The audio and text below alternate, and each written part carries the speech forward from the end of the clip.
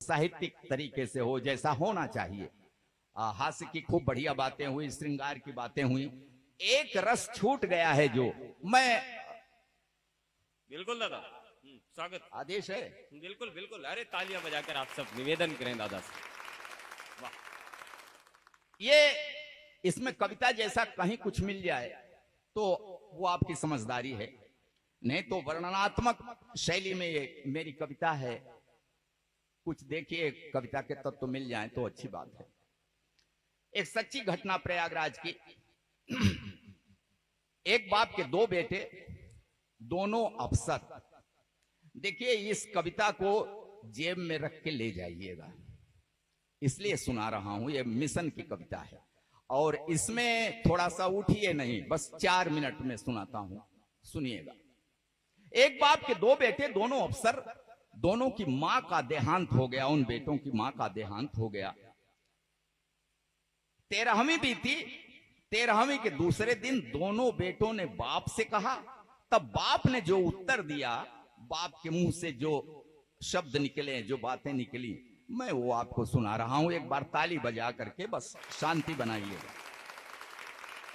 बाप ने कहा कि खेत बाग घर बेच दूं, चलकर रहूं तुम्हारे साथ शहर में। 1 महीना छोटे के घर, 1 महीना बड़े के घर में। भले अफसर हैं बेटे, बंटवारा बाप का इसी तरह से होता है। तब बाप ने कहा कि खेत बाग घर बेच दूं, चलकर रहूं तुम्हारे साथ शहर में। 1 महीना छोटे के घर, 1 महीना बड़े के घर में। ठीक कह रहे हो मेरे बेटों, समझ में मुझसे बढ़कर हो तुम। मैं किसान अनपढ़ गंवार हूं, पढ़े लिखे हो अफसर हो तुम। कांधा अपनी माँ की अर्थी को न दे सके, इसका गम है। नहीं आए थे जिस दिन दाह संस्कार हुआ। तब कहा बाप ने कि कांधा अपनी माँ की अर्थी को न दे सके, इसका गम है।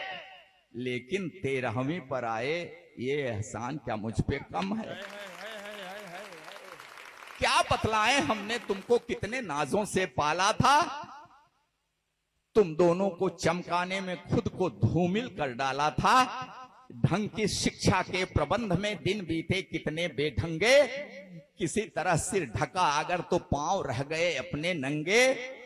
तुम्हें जिंदगी मान लिया था, तुम्हें जिंदगी मान लिया था, इसी लगन में थके नहारे।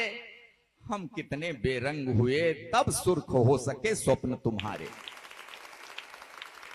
स्वयं बेसुरे हुए तुम्हारे जीवन के संगीत की खातिर। कदम कदम पर हमें हारना पड़ा तुम्हारी जीत की खातिर। जीत मिली तो क्या बतलाएं, कितनी फूल गई थी छाती। लेकिन किस्मत ऐसी निकली, हार गए हम जीती बाजी। 3 महीने तक मां तड़पी, तड़प तड़प कर देखी रास्ता। मगर न आए उसके बेटे, एक व्यस्त दूजा भी व्यस्त था। पूरी काया कान थी उसकी, हर आहट को आंक रही थी। आंखों की बेचैनी पल पल दरवाजे को झांक रही थी। बीमारी उसका क्या करती, जीने की दृढ़ता थी गहरी। लेकिन अपने पन की टूटन शायद झेल न पाई ठठरी। मां करती रह गई प्रतीक्षा अपने बेटों के आने की। बेटे करते रहे प्रतीक्षा मां के प्राण निकल जाने की। अंतिम सांसों तक ममता की परछाई आंखों में देखा। पत्थर दिल वाले बेटों को पथराई आंखों में देखा। उम्मीदों की ढली दोपहर, एक कसैली सांझ हो गई। 2 बेटों की महतारी अंत समय में बांझ हो गई। उम्मीदों की ढली दोपहर, एक कसैली सांझ हो गई। 2 बेटों की महतारी अंत समय में बांझ हो गई। कभी स्वार्थी सगा न होगा, कितनी भी ऊंचाई छू ले। माँ को भूले, बाप को भूले, बाप की तुम संपत्ति न भूले। जो भी पास है बेच के दे दूं, गांव छोड़ दूं, शहर चलूं मैं। कहां से अब विश्वास वो लाऊं, शहर चलूं और हाथ मलूं मैं। माना कम है सुख सुविधाएं, लेकिन जीने का आधार बहुत है। पैसा बहुत नहीं है, लेकिन मेरे गांव में प्यार बहुत है। वाह वाह। और एक बड़ी बात कह रहा हूं आज के इस समाज से। कहा बाप ने कि तुम दोनों तुम दोनों इंग्लिश माध्यम के स्कूलों में पढ़े हुए हो। पछतावा हो रहा है उस बाप को, कितना कष्ट करके इंग्लिश माध्यम के स्कूलों में पढ़ाया। तब कह रहा है कि तुम दोनों इंग्लिश माध्यम के स्कूलों में पढ़े हुए हो, अंग्रेजी में बचपन बीता, अंग्रेजी में बड़े हुए हो, तो तुम जो यह व्यवहार किए हो ये ताज्जुब की बात नहीं है। तुम जो यह बर्ताव किए हो ये ताज्जुब की बात नहीं है, क्योंकि अंग्रेजी की किसी किताब में श्रवण कुमार का पाठ नहीं है। जिंदाबाद, अभिनंदन अभिनंदन।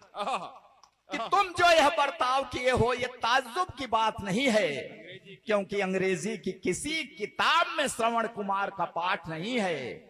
रास्ता देख रहे अशकों का आशीर्वाद भी ले न सके तुम, मेरे लायक बेटों माँ को अंजलि भर जल दे न सके तुम। देखो इसका नाम है कल्लू। वहीं एक नौजवान गांव का पड़ोस का खड़ा हुआ है, तब इशारा किया बाप ने कि देखो देखो इसका नाम है कल्लू, हमें खिलाकर फिर कुछ खाया, 3 महीने साथ रहा, ये कब सोया मैं जान न पाया। बेटा वह जो बुझते मन में जीवन की एक आस जगाए, बेटा वह कपते हाथों की जो बढ़कर लाठी बन जाए।